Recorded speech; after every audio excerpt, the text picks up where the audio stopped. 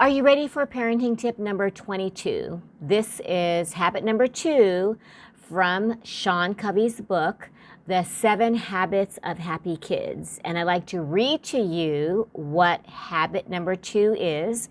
And I am a strong advocate of habit number 2. I have instilled this in my kids, and they know that you cannot function in life without a plan. I am known for my checklists, my must-do, to-do lists, chores. When I was tutoring and they were little and I would come home late, they knew that they would have to do laundry, or they would have to, Sabrina would help Chelsea with their homework. They would maybe put the dishes away. They would,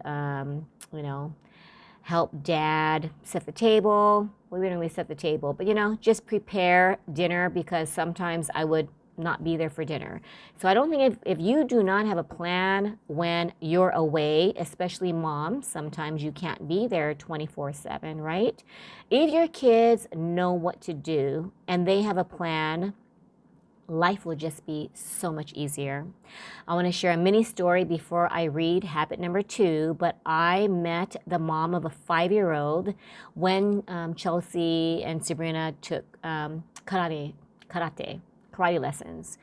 And the 5-year-old's mom had to leave really early in the morning and didn't have time to, prep her daughter's lunch and her breakfast. So her daughter, at age 5, learned how to make her own peanut butter and jelly sandwich.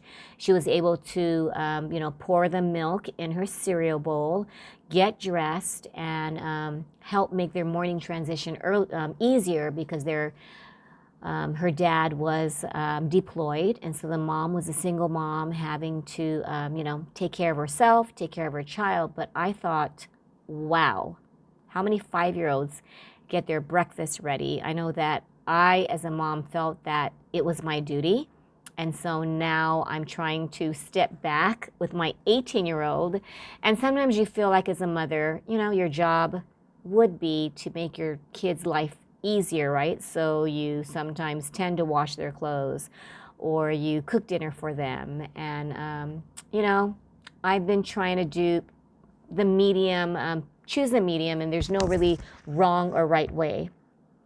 But the main thing is to teach your children the importance of having a plan, so that they are not, last minute type of adults where before they catch a flight tomorrow morning at 9, they're packing at 6 in the morning. Or if they have a presentation to do, it's almost like doing homework, right? And you don't do your presentation at 1 in the morning for your 8 a.m. meeting. I mean, some people do, but just no judgment. I just like to plan ahead. And so I loved reading the second habit of happy kids is to plan.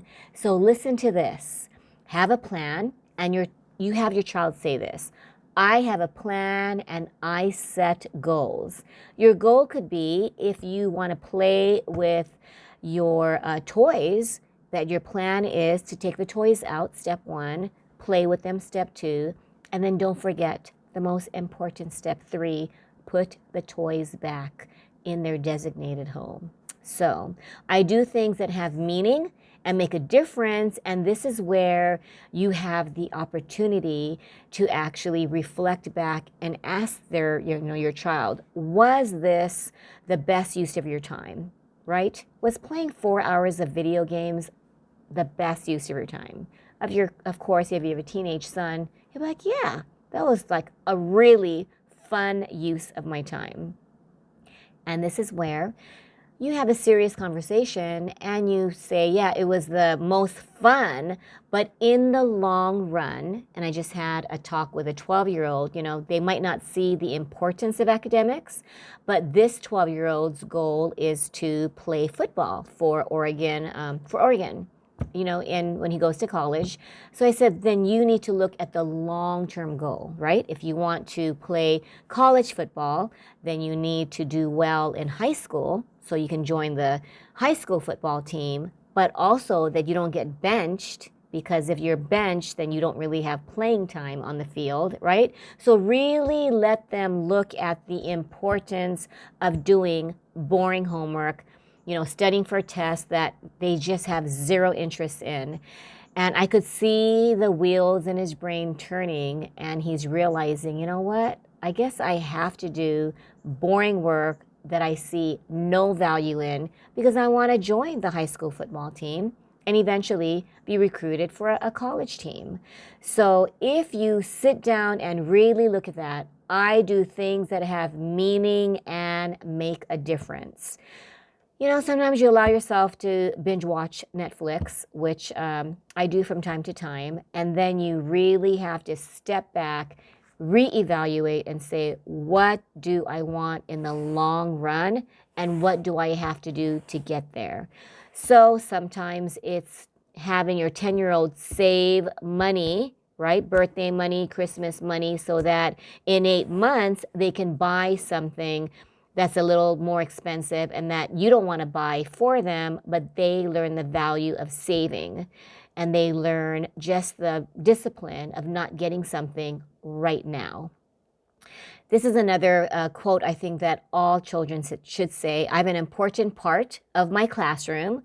I am an important part of my family, and I contribute to not the school's mission and vision, but to your family's mission and your family's vision. I think all families, not to be judgmental, but we forget what is our family's mission. It could be as simple as supporting one another and just giving quality time so that family members feel loved and supported and not judged.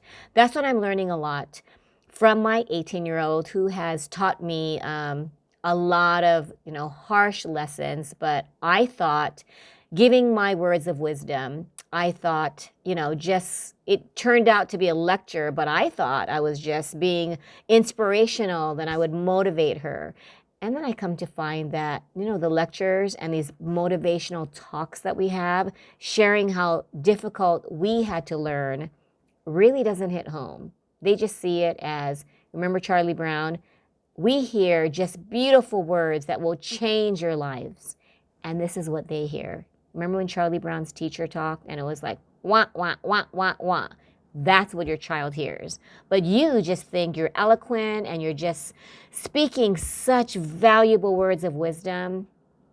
Well, reevaluate and ask your child what they need from you. And oftentimes I've learned, even from my students and even from my daughters, it's just to be heard and understood without judgment. So that could be your family's mission. Your vision could be to plan a fun family trip. Maybe not right now, but in the long run, do something fun together as a family. And so the last sentence, I think, is a really good quote to just teach your kids. I look for ways to be a good citizen. I know that Mililani elementary schools, even on through the middle school, teach I think it's the character traits. And I remember getting a VHS tape years ago when Sabrina was 4. And then when I tutored Mililani elementary school kids, they also had the character traits, and it involved Barney. It involved a lot of different cartoons and family shows, but they taught traits like citizenship, like responsibility. So whether it is the 7 Habits of Happy Kids or any type of inspirational books that you can find to teach morals and teach kids just something that they will benefit from, so that when they grow into the teen years, into adulthood, that they actually have tools. And that's my mission, to provide you with tools to hopefully make a difference in raising your kids. So habit number 2 to raise happy children is to teach them, what was it? Have a plan, set goals, but have fun with it. And don't give them a hard time, or don't lecture them if the goals are not met. I noticed that Chelsea's been really hard on herself. You know, you put on your chart or your mental goals. I'm going to clean my room. I'm going to, you know, do this, this, and this. And I told her, you know, sometimes I have goals and I don't meet them. I'm working on my online course for interested parents who really want to parent with ease instead of pain. And I've been working on it since March, and I delay it. Sometimes I work on it. Sometimes I decide to do these fun parenting videos, but you know, it does take time. So as I finish parenting tip number 22, I look forward to hearing your thoughts and just comment, share them. You can message me if you don't feel comfortable commenting, but really look at the importance of teaching the power of planning. To me, it will save hours of rushing, procrastinating, and just stress. So stay tuned for tomorrow, where I will go over parenting tip number 3 out of 7. Okay? Take care and enjoy these parenting tips.